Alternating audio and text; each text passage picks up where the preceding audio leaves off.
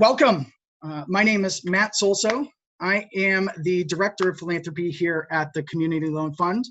I wanted to say thank you so much for joining us. I'm so glad you're able to join us here so that we can celebrate Julie's leadership, her friendship, her vision, and her impact on New Hampshire, as well as the CDFI world as well.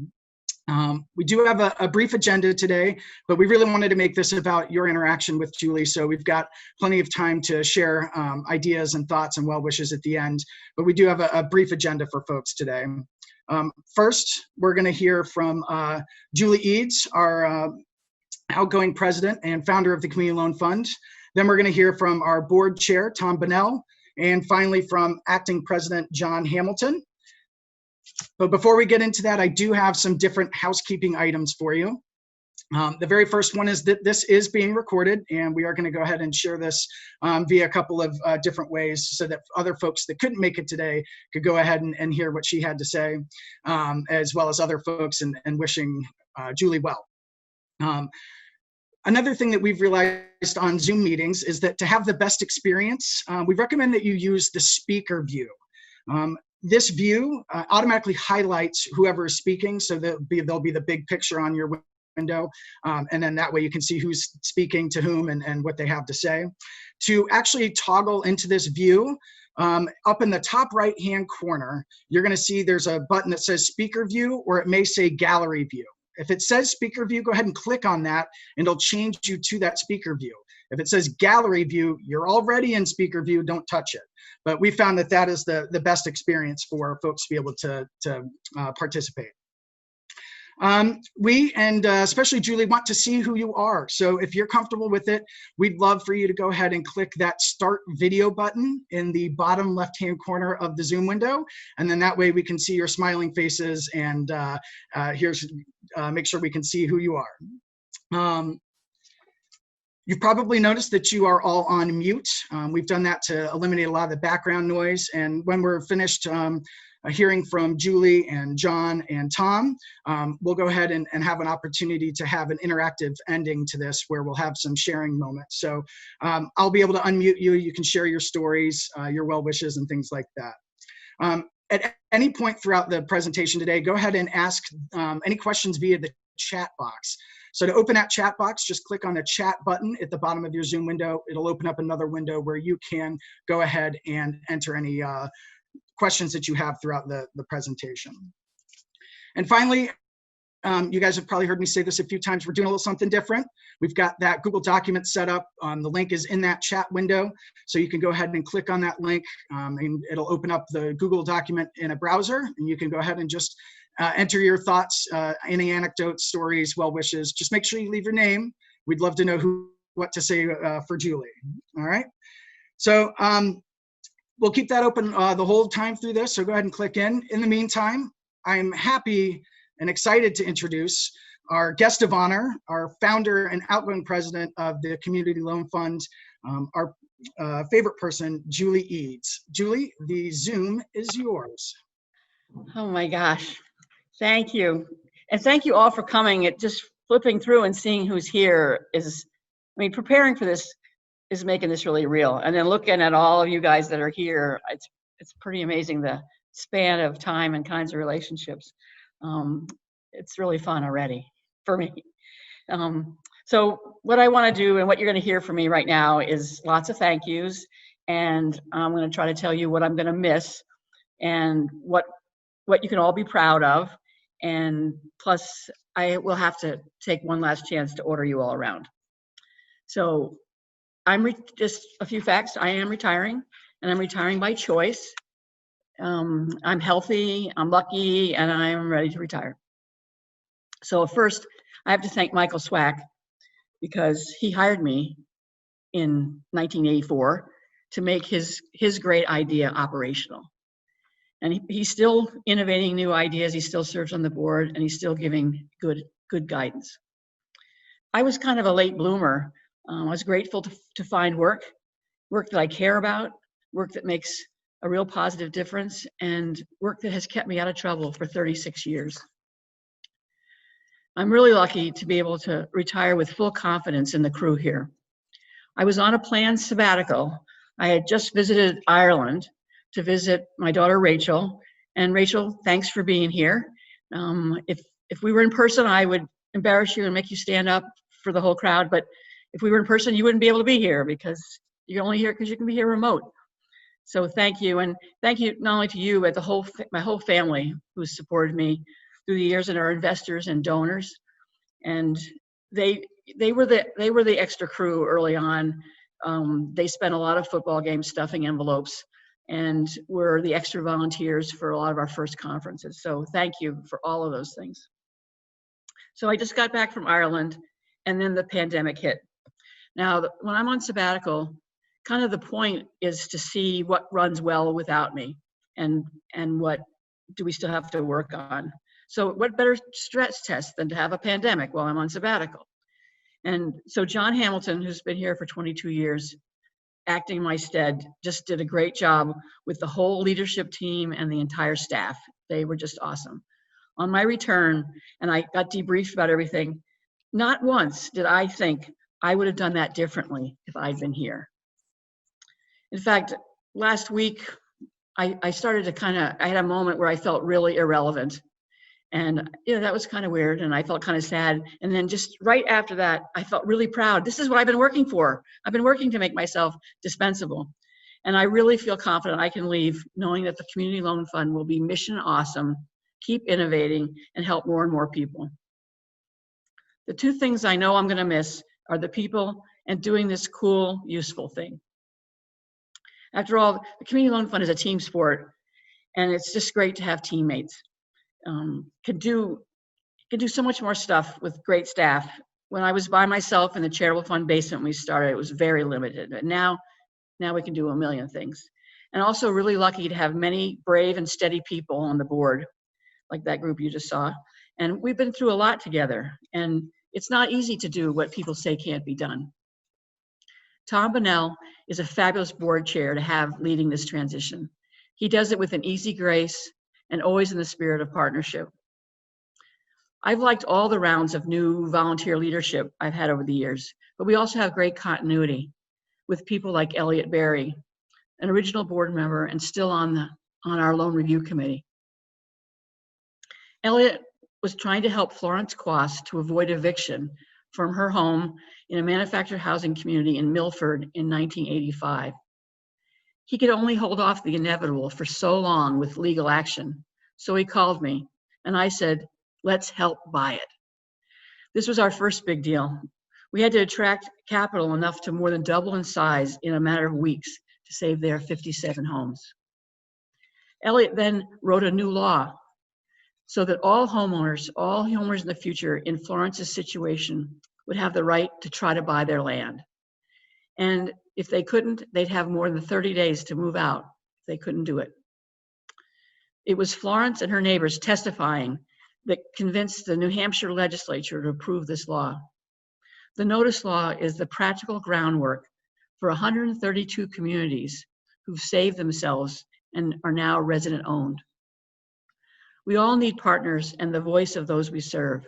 So I want to just thank all the partners on this call and all the borrowers for making the impossible possible. In 36 years, I've never tired of saying our founding beliefs. People need capital to have opportunity and fairness. People with capital need a way to provide that capital. The Sisters of Mercy are our first investors. And this woman in the middle here, she told me, you better do something good with this and you better pay it back. And that has always been our ethos, create fairness with the discipline of repayment. So I want to thank all the investors. You are our special superpower for good. And I don't want to jinx us, but we've never had to turn down a borrower because we didn't have enough capital. So keep investing.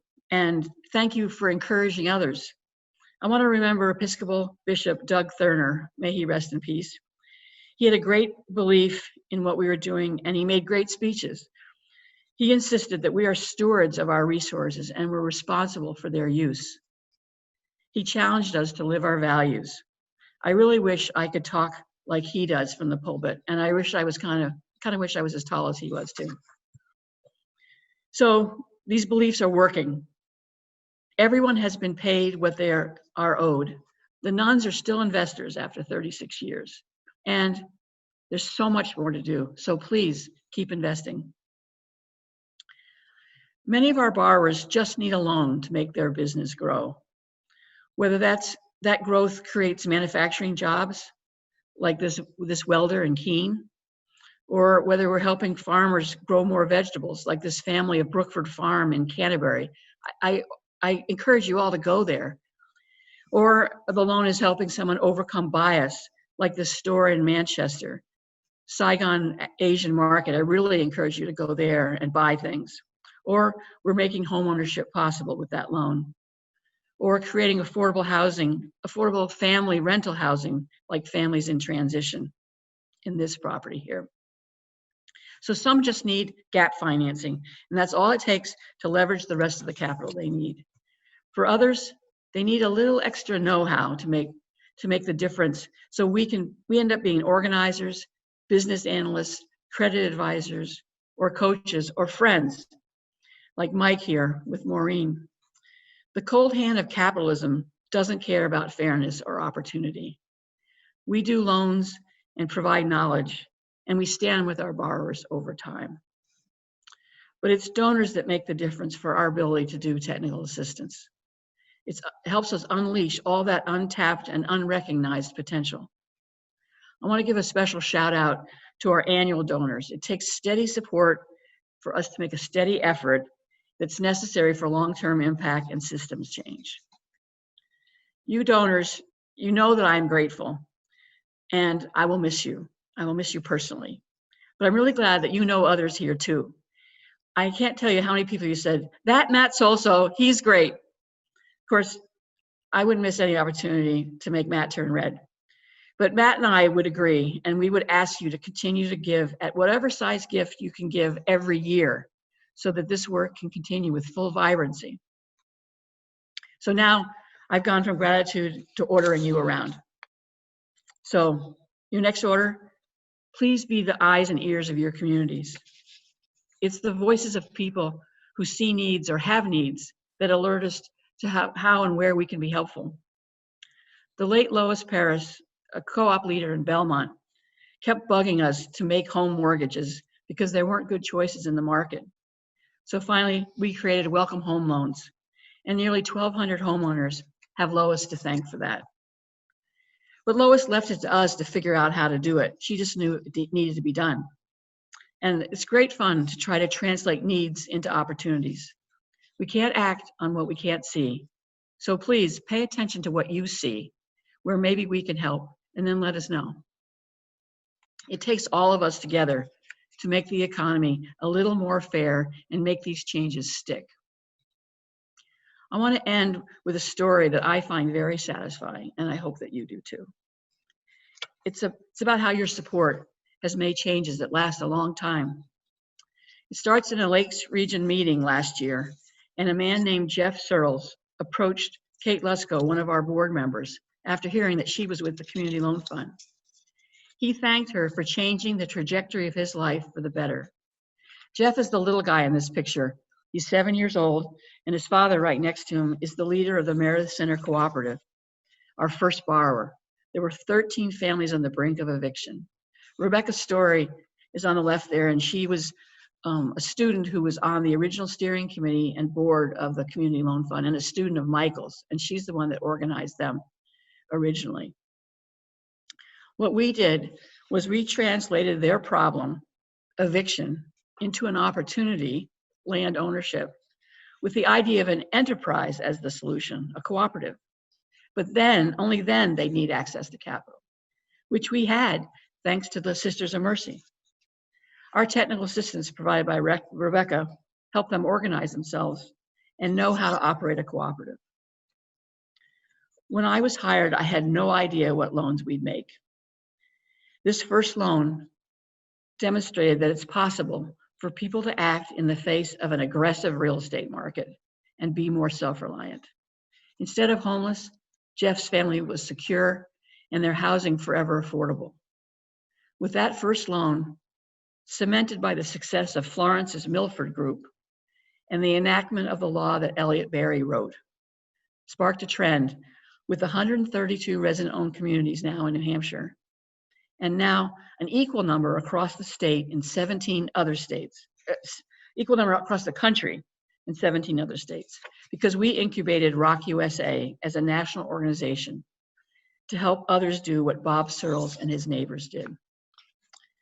For me, it was like totally satisfying to hear from Jeff, a man in his 40s, saying it made a difference to how his life turned out, as well as for his family and all his neighbors.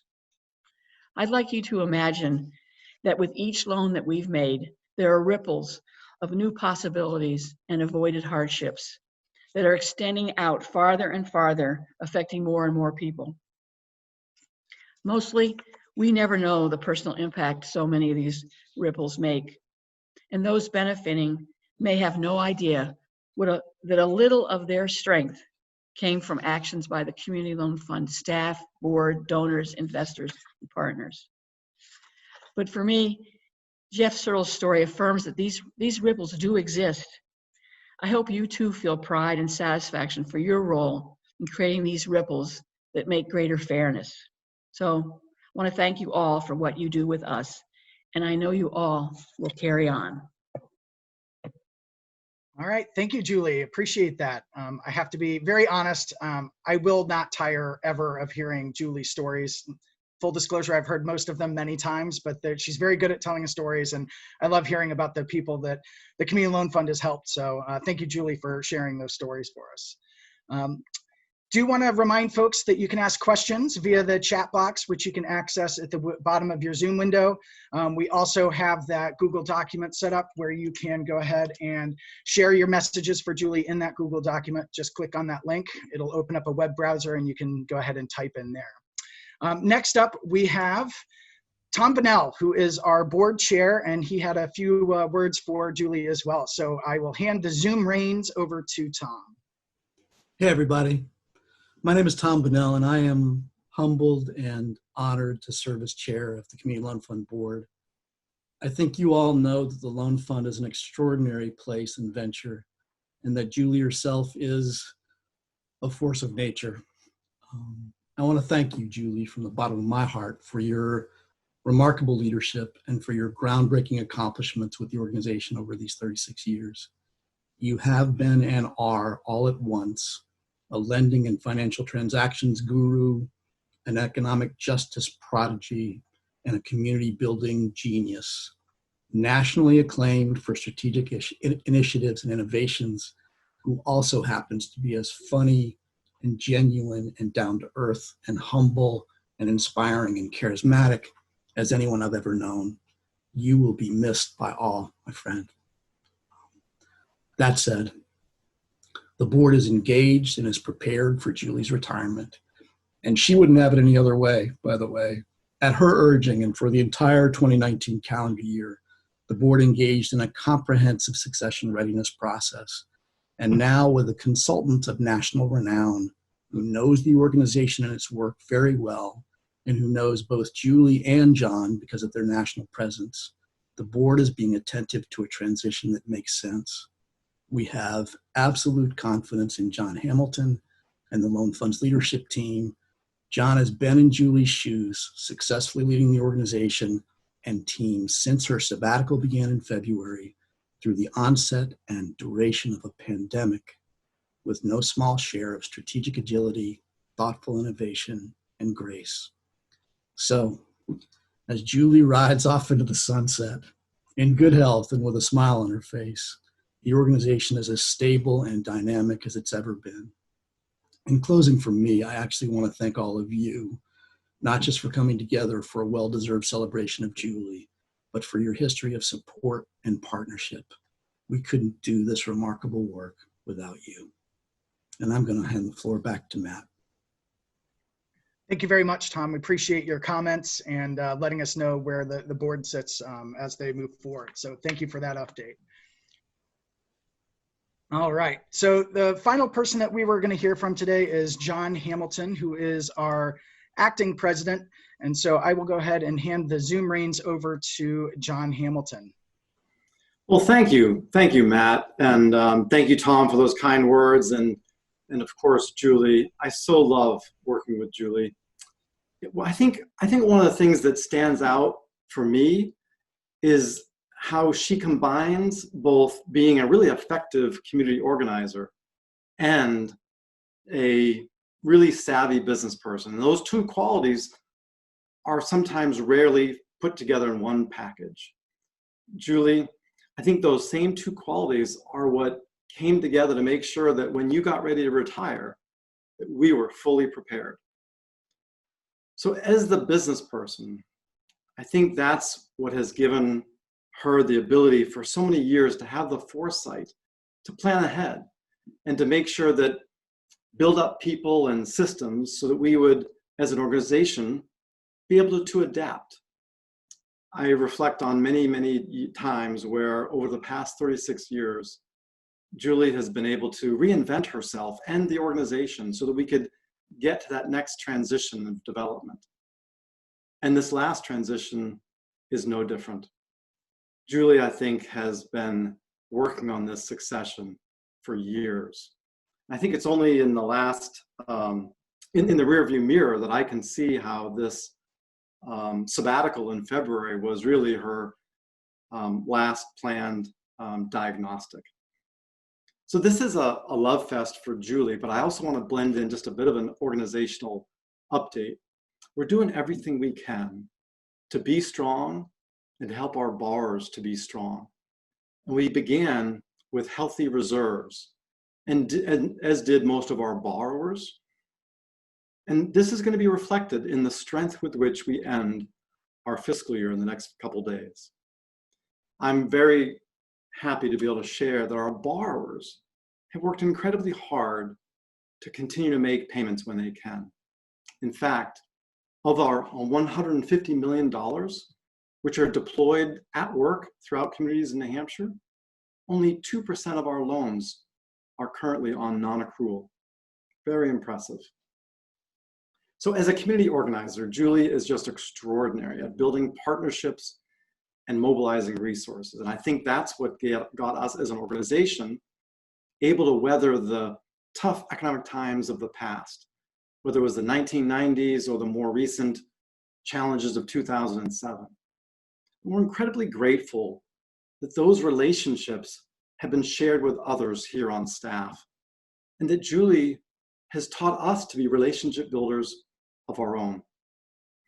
So in early March, when we recognized that to stabilize over 1,000 borrowers, to keep them in their affordable homes and the business teams intact, that we would need to raise some additional resources.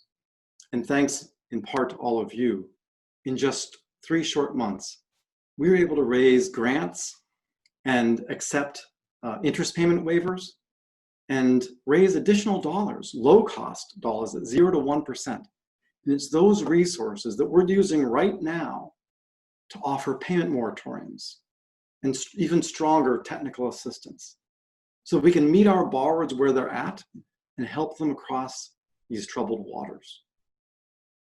So thanks to all of you who make this work possible.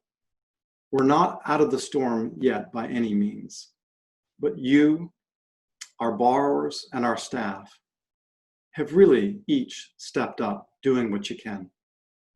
And it's this ship that Julie has built that is incredibly seaworthy in the midst of this storm. So it's a privilege that I have to step in and lead at this moment. And my confidence in doing so stems in part from the preparedness from Julie and also her teaching, but also from the depth of the experience that others have here on staff, where 8 others have between 7 and 20 years of experience. And I rely particularly on 3 people: Bonnie Skidova, our CFO, Debbie Miller, our Vice President of External Affairs, and Sydney Dodge, our COO. Together, we make up the leadership coordination team, and we've learned to draw on each other's strengths and make good decisions as a group. And given the gender profile of that group and fully 70% of our entire staff, I'm proud to continue to be part of this woman-led organization. And in the end, words just don't sufficiently capture and convey the depth of my appreciation for Julie and that of all the staff. But actions will. Our community, our marketplace, they need us, our imagination, our track record, to be able to meet the unmet community needs and to make increased fairness possible. So I think truly, Julie's true legacy will be the mission awesome work that continues long after she's retired. Thank you. Back to you, Matt. Thank you very much, John. Really appreciate your comments there. And I think it was well said. So cheers. Now we get to the super fun part of the presentations, and that is the audience participation part. And I can't wait. Michael Swack had volunteered to say a few words as well. So I'm going to go ahead and unmute Michael. And Michael, the floor is yours. Thank you, Matt. So I want to talk about what I love about Julie Eades. Now, this could be really long, and this is only supposed to be a short chat, so I had to narrow it down quite a bit. But I do have a list here. So what do I love about Julie Eades? Number one, she created an iconic organization in the state, respected all across the country. She stepped into something that was, we didn't know what it was. She had to make it something, and what she created was really out of her ideas, her thinking, and her actions. The second thing I love about Julie Eades, she knows how to navigate through a crisis, and she's had several of them that she's had to navigate through. I only have to mention the numbers 90 and 91, and she and a few other people on this call will know what that actually means, but it was our first existential crisis that Julie guided us through and got us to the other side. The third thing I love about Julie is her ability to innovate. That is, she didn't get stuck on one thing or said, this is what we are and this is what we do best. She was always thinking about how do we stay relevant? How do we create new programs? So we started with manufactured housing, but we moved on to business lending, childcare, equity products, single family housing, all sorts of new ideas that Julie would take on and innovate. The fourth thing I love about Julie is just her unselfishness. Julie always gave credit to other people, always recognized what others did, let go of programs. Most people would not have spun off Rock USA. They would have made it a subsidiary of the loan fund. But Julie didn't have the ego that required her to do that. She could let go of programs when it made sense. She continues to be one of the most unselfish people I know.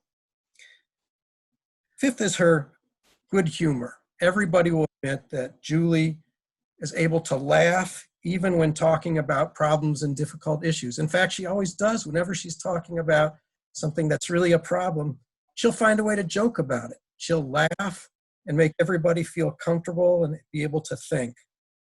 And finally, what I love about Julie is just her humanity, her basic decency, her sense of generosity to other people, her ability to share and say good things, just her general humanness. These are the things we love about Julie Eades. Thanks, Matt. Thank you, Michael. Over to you too, brother. Excellent. Thank you, Michael. We appreciate you sharing your thoughts there. I know that I think Elliot Berry had some things to say, so I'm going to go ahead and hand it over to Elliot. Elliot, I'm unmuting you now, and feel free to go ahead and get started.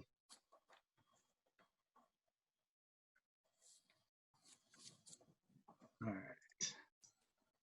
I seem to be having the inevitable technical difficulties with Zoom and mutes, so I'm actually going to leap over Elliot and come back to him.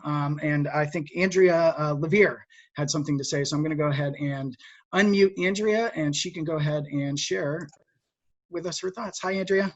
Hi, great. You managed that. So it is my fantastic pleasure and privilege to be able to join you today to pay tribute to my dear friend, colleague, and not just a force of nature, but what I'd say is a force for good in being a creator of the CDFI field, in transforming the marketplace for manufactured housing, and for demonstrating, really building on what Michael Swack just said, how generous leadership helps all of us prosper as individuals and as communities. So I first met Julie at a training session that she did many decades ago at the organization now known as OFN, and I think at that time was the National Association of Community Development Loan Funds, which was before any of us knew anything about branding. And I was at the time working for the National Development Council and doing extensive training. So I had very high expectations for a training session. And I have to say, I was absolutely blown away by the session that Julie did. And in that session, she really captured who she was. First of all, she was able to, at a very early stage in the CDFI industry, capture the mission and purpose of these institutions, really before we knew what they were capable of. She was able to give us in stark detail the financial realities that she had to navigate in New Hampshire at the time. They had a foreclosure crisis that preceded the one the rest of us dealt with a decade ago. But also, and again, here's the point we just heard from Michael, how do you innovate to make change for the future and create an institution that really can drive who we should be? This is why Julie has been an icon in the CDFI field, and also, I will say, one of the early and perhaps almost the sole woman leader for too long. But that's not all. She is the founder, with many other people, of the resident ownership strategy and movement.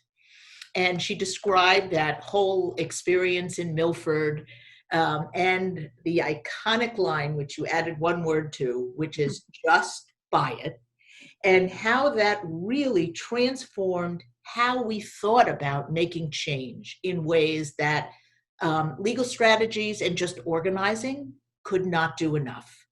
To watch what the Loan Fund did to create a multifaceted strategy of policy and finance and technical assistance and all the pieces it took to basically transform a marketplace, not just make social change, but change the way the very market worked.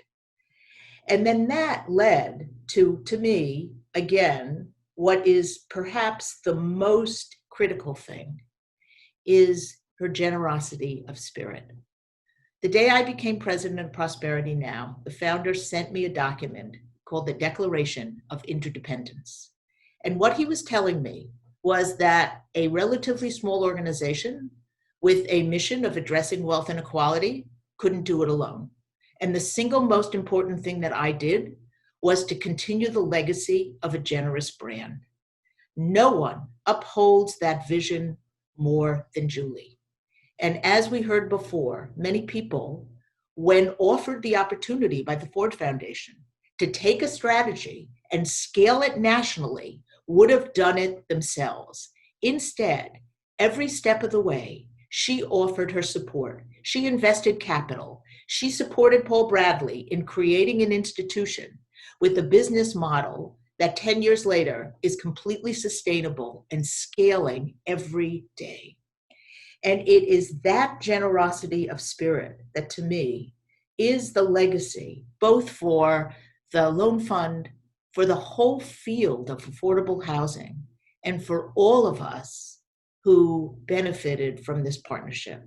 I also want to say that it is no surprise that a leader with the extraordinary talents of my dear friend John Hamilton is right there, smiling away, ready to take on, and also to say that if you are tried by the pandemic, everything else is going to be easy.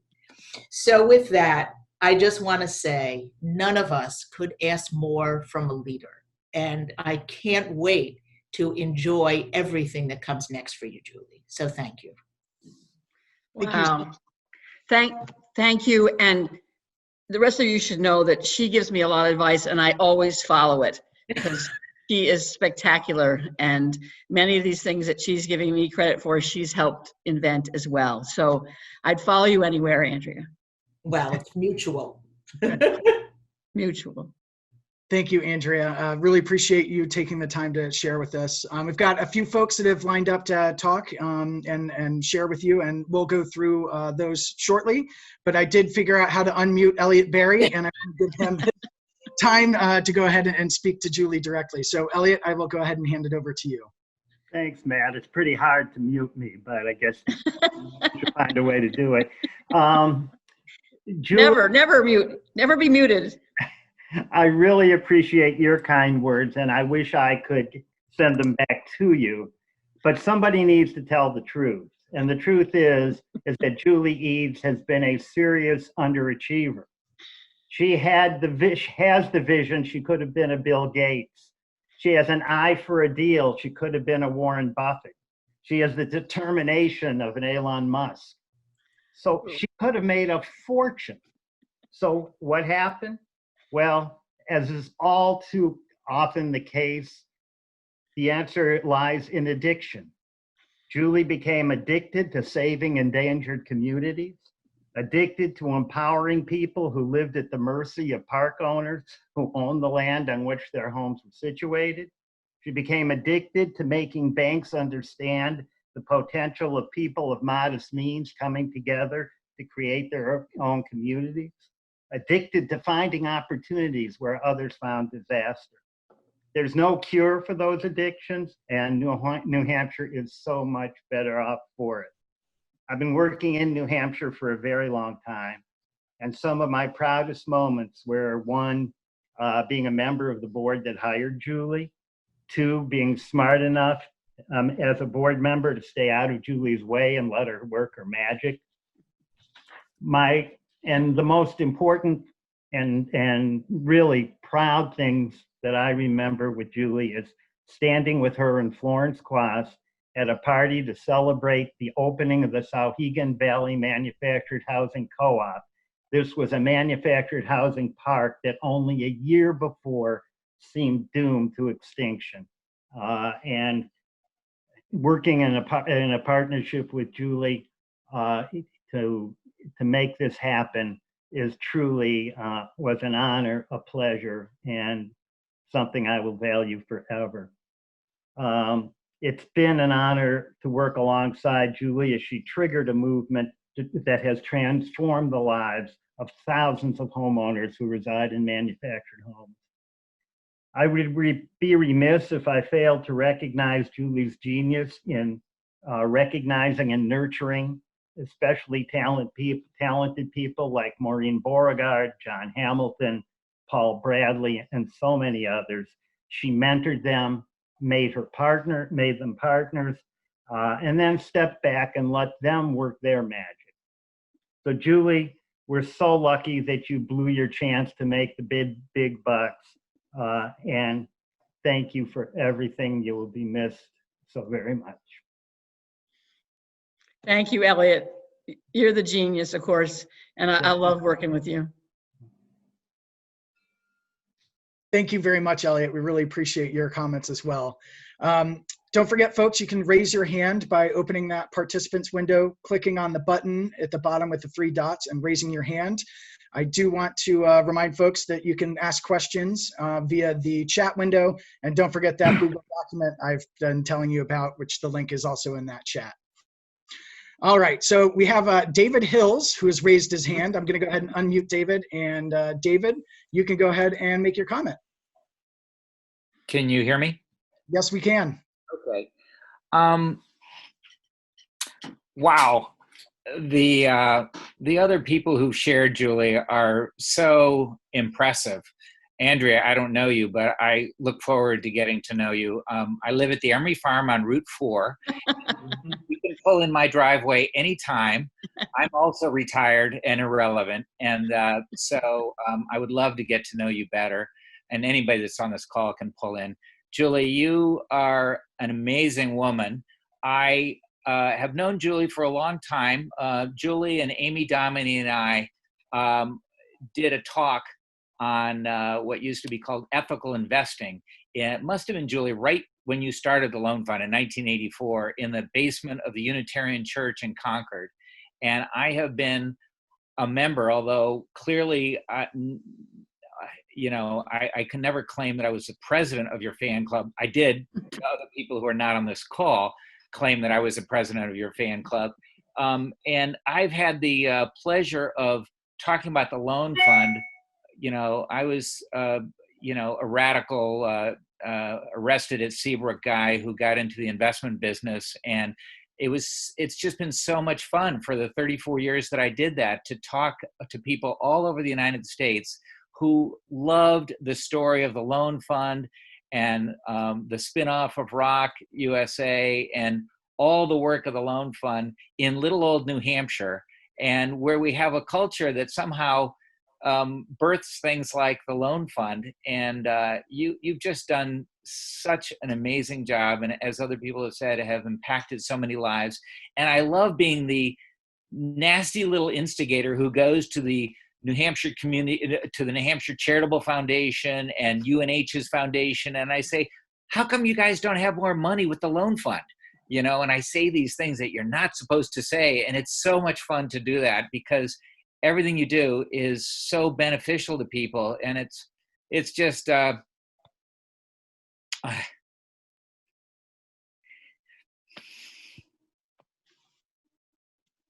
it's great to cry about things that are so beautiful.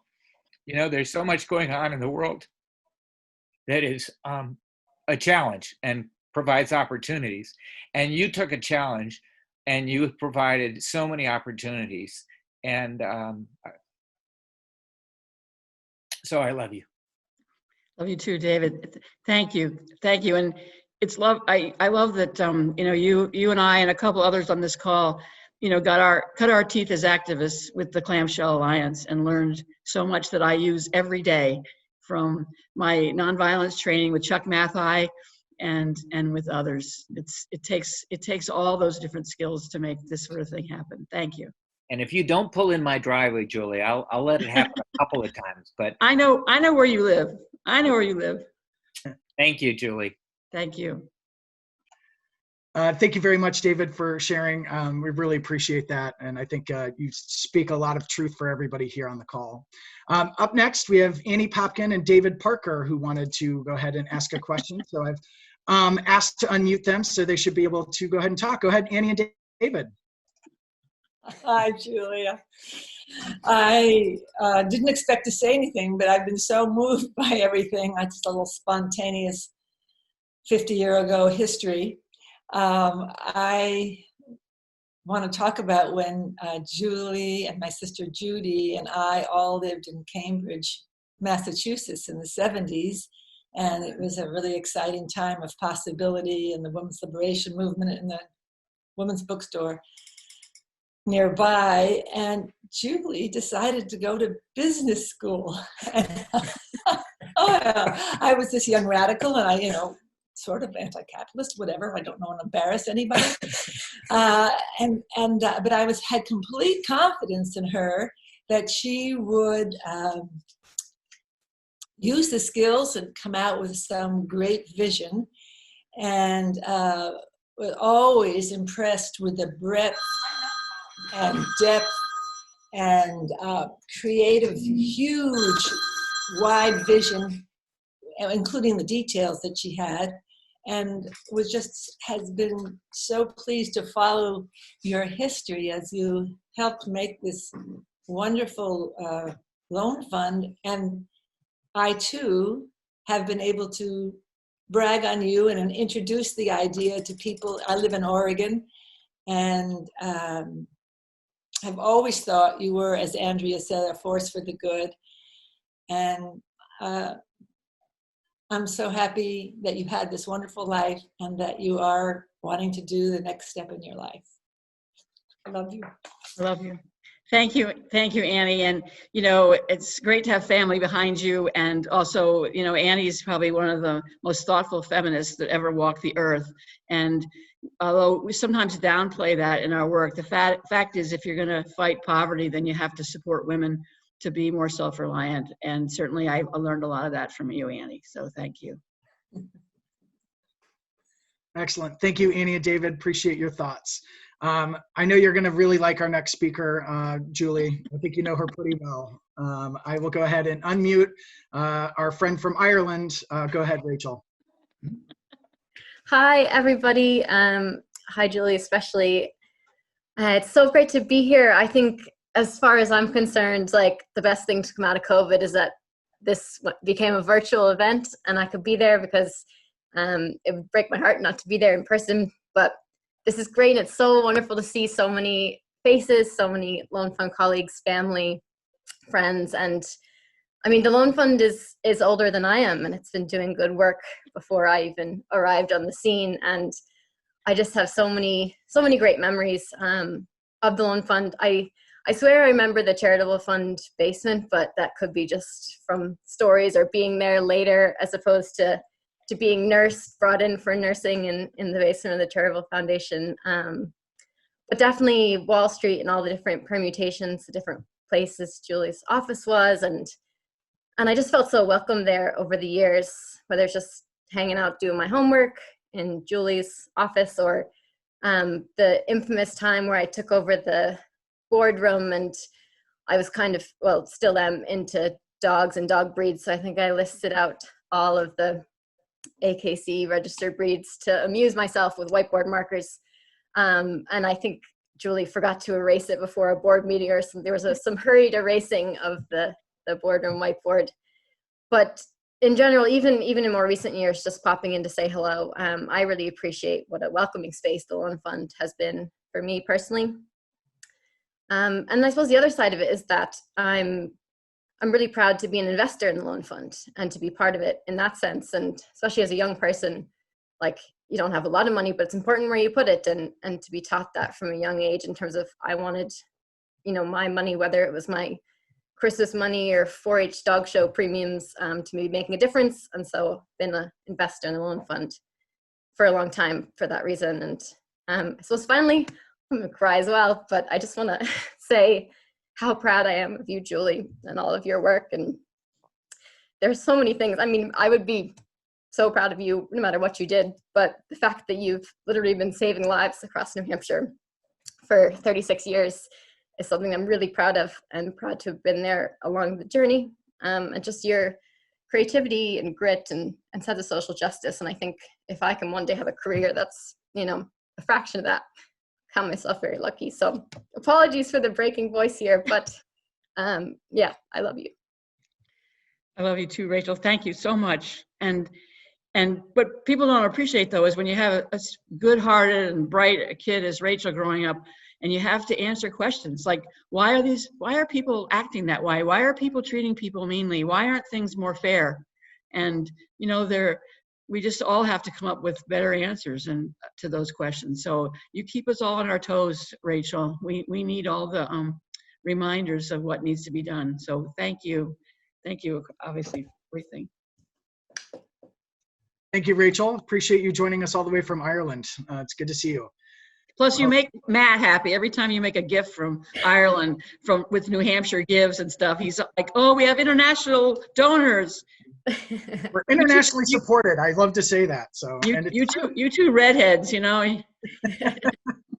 Ginger's got to stay together. Absolutely.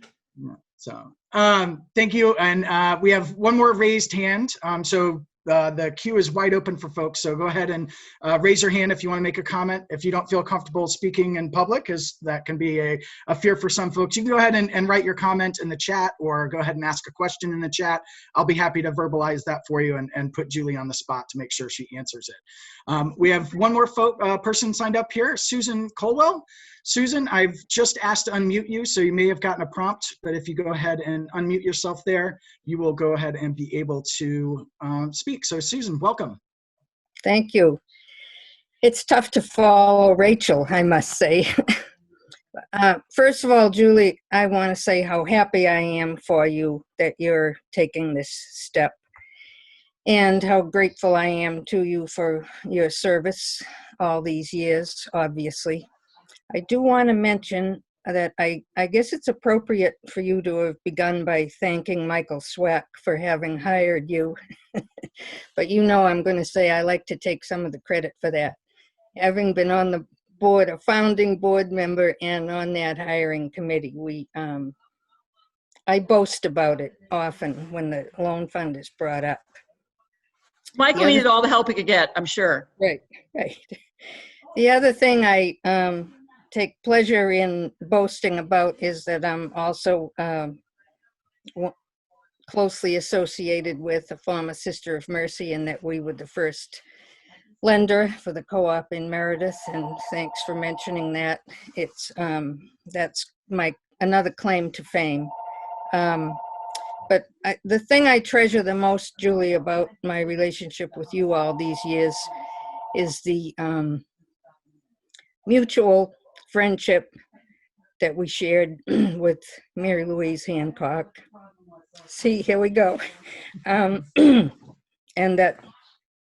that triumvirate of mutual admiration went on for all the years till we lost her a couple of years ago, but she never missed an opportunity to say to me, as if I didn't know, Julie, she's very smart, and, she's doing a great job, and you got to give money and tell your friends, and I said, yeah, I know. And every time I saw her, she mentioned that, as you know, and it's, as I say, a treasure. It also, I forget at which birthday you created the Mary Louise Hancock Fund in the loan fund, but it also prompts me to give in that way for that special relationship and memory. So I hope when you start to have a little more time, and whatever happens with the virus, that we can get together and kick around Mary Louise a little bit more than we had a chance to at a brief funeral. So thank you so much. Thank you, Susan, for hiring me. And that picture of the Sisters of Mercy that Steve put on the board, she's on the right there. So she's part of the creation of the Community Loan Fund. And Mary Louise was a great mentor to me and provided a lot of those key relationships that are needed to make invisible people visible and connect into places where low-income people don't always have a chance to connect with. So thank you, Susan. Thank you. Thank you, Susan. Appreciate your comments and sharing with us. It's just about 1 o'clock. We're going to be sticking around for a little bit so that we can continue to answer questions and have the Mutual Admiration Society for Julie and let that continue. But I know that folks do have work to do and things like that. So if you need to drop off the call, please feel free. I want to take this opportunity to say thank you. Thank you very much for attending today. Thank you for celebrating Julie's hard work. It's been a pleasure to MC you, and I've been loving reading the stories on the Google Doc as well as in the chat feature. So thank you very much for coming, and we'll stick around. So if you've still got questions, feel free to raise that hand, put it in the chat box, or add it to the Google Doc. Otherwise, thank you very much. Thank you very much. It's a very warm send-off, and it's making it very real for me. And thank you. And I just appreciate that your engagement has made opportunity for all a real chance. And I know it's long-term work, and so you're gonna have to keep doing it. And I'm gonna stay an investor and a donor, and I'm glad that you will too.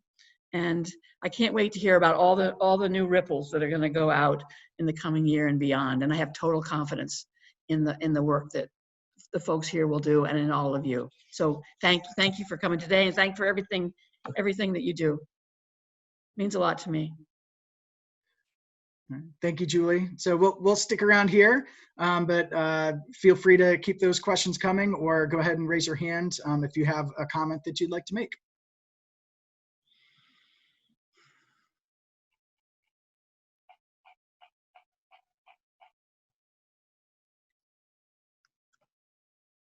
It's awfully quiet in the chat box there, and I'm not seeing any hands being raised. So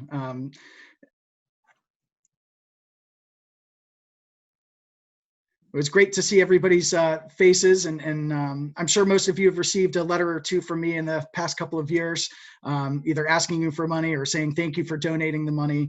I'd like to take this opportunity to say thank you very much to all our supporters. The work that the Community Loan Fund does, the work that Julie started, and we're going to continue, could not be done without your help. So thank you very much. Really appreciate it, and we'll stick around, but otherwise, thanks everybody. Have a good day. Oh, we got a couple of questions here. Looks like Allison Pyatt. Allison, I've just unmuted you, so you should be able to speak. Thanks for joining us. Thanks, Matt. Julie, I want to thank you so much. Even though I often work with the amazing team that you've built, from John Hamilton, Al Cantor, who's left, Debbie Miller, Ken, I will really miss working with you. I want to thank you so much. I have tremendous gratitude for everything you've created, and for Michael's original inspiration that helped create New Hampshire Community Loan Fund, and for all of the amazing stories that I get to tell, whether that is to my husband so I could get him to be an investor, or to my clients like the one I just spoke to before this call and was able to share with her the story of Rocks USA, to the work that John's leading right now to navigate this current crisis. It is an amazing honor to be able to share your stories that you've helped create. And this is so long overdue, because Friday night I was at the New Hampshire Women's Fund Gala. And if I was in person here today, or Friday night when I was at the gala, I wanted to give you a huge woot woot and lots of cheers and whistles from the audience. So I have to go to another meeting, and I just wanted to close with a woot woot. Thank you. Thank you, Allison, and thank you for all you do, getting money to go where it needs to go. Thank you. Hopefully we'll do more. Thank you, Pat. Thank you very much. We appreciate that. Up next, we have Patty Carroll. So I'm going to go ahead and unmute Patty. And Patty, I've just asked to unmute you, so you may have to click the unmute button on your end. It looks like you are now live. So go ahead and share with us, Patty. Thanks. Hey, Julie. Hi, Patty. How are you? Oh, my God. You know, it's hard to follow up, especially after my dear friend Sue Colwell and everybody else. But having worked with you back in the late 80s and from there on, you've always been a special woman in my life, someone who will go maybe months or a couple years and not run into, but it's like our hearts are one. We still reconnect. And I'm so proud of you, and I'm happy that you've made this decision to retire on your own terms, because that's just the best. So now that I'm retired too, we'll definitely get together, and maybe we can do a Sue, Julie, and Patty get together. So congratulations, and I love you. Thank you, Patty, and thanks for being part of it. There's a big alumni group of staff that have really each moved the ball, and I thank you for your part. Excellent. Thank you very much, Patty. Appreciate you sharing your thoughts. Some wonderful stuff going up through the chat. We've got that Google document. We're up to 4 pages on the Google document. So I can't wait to read that a little bit more closely later and hear those, read about those stories. So any final questions, go ahead and raise that hand. You can do that by clicking the 3 dots at the bottom of the participants window, and just raise your hand and I'll see it here and I can go ahead and call on you. Thank you very much, everybody, for your time. All right. I think that's it, everybody. Have a great afternoon. Thank you very much for joining us. And thank you very much. Thank you so much. All right. Bye, everybody.